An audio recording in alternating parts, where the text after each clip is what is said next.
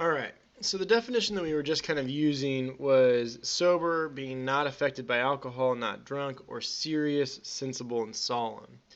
And again, I would maintain that there are instances in our lives that those that consume alcohol can still be sensible, serious, and solemn, right? But I do want to offer just a couple of other definitions here that I think are really interesting when it relates to sobriety. And this comes up again, kind of just a quick little Google search. It's not overly complicated here. But sobriety is the condition of not having any measurable level or effects from alcohol or other drugs. Okay? Now listen to this next sentence.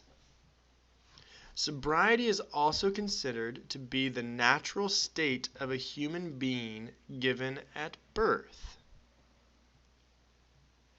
Sobriety is also considered to be the natural state of a human being given at birth. All right. What do you all think here? Right? Like there's something worth like really diving in on this capacity, right? Because the idea of thinking like a newborn child is the pinnacle, the quintessential representation of sobriety. So what does that mean, right? I mean, again, like think about what this dives into, right? The idea of a newborn child not being influenced by anything, right? By any sort of substance. I mean, I know that this is like a weird thing to say. I know that this like might sound kind of crazy, but it's like the thought experiment I think worthy of consideration here, right? Sobriety is also considered to be the natural state of a human being given at birth. So we ask this question like, okay, a newborn isn't influenced by anything really, right? I mean, it needs to be nourished, but ultimately, right? It's pure. And so there's something going on here about the way that I think this conception of sobriety is kind of like, operating on thinking about the nature of like purity as well. And you see sometimes like in sobriety kind of literature, it connects with this kind of more Christian virtue of temperance, right? Of being kind of virtuous and being measured and being tempered, right? Again, kind of back to that serious kind of effect. But it still allows us to kind of like ask questions about the nature of kind of that purity, right? Especially if it is the case that one is actively consuming not to choose alcohol, but chooses to ingest other things that aren't good for you, right? And might alter your overall kind of like physiology and might overall alter your mental capacities or your mental kind of firing, right? Sobriety actually means, first, not being intoxicated.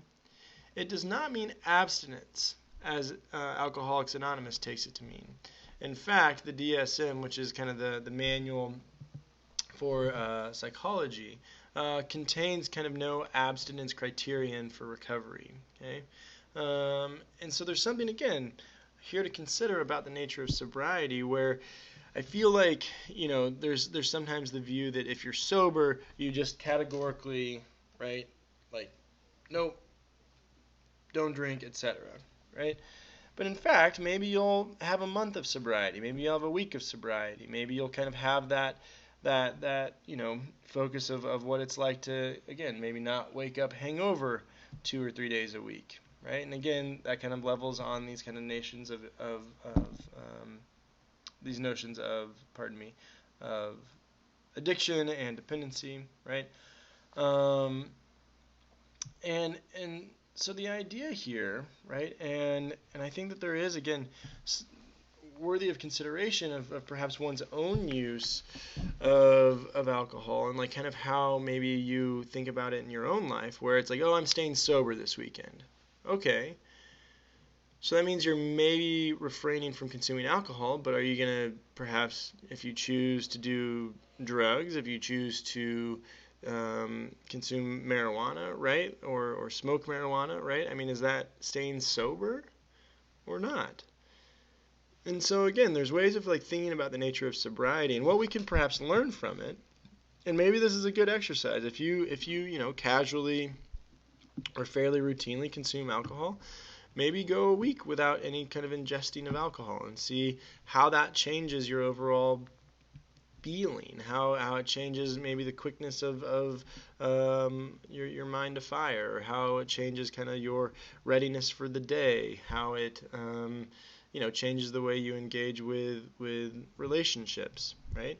Um, and do it insofar as maybe like kind of considering again this nature of is the sober self kind of closer to the pure self, as that one definition said, that a baby is kind of the considered to be the natural state of a human being at birth is considered to be sober, right?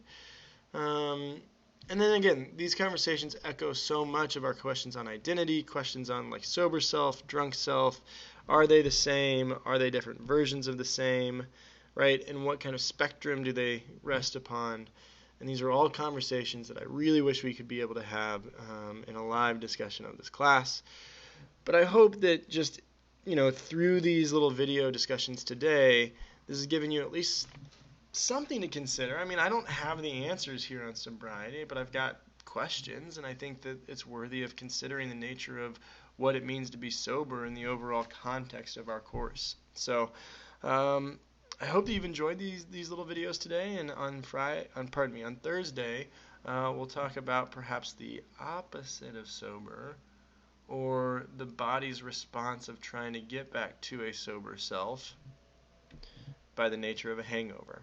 So, see you Thursday.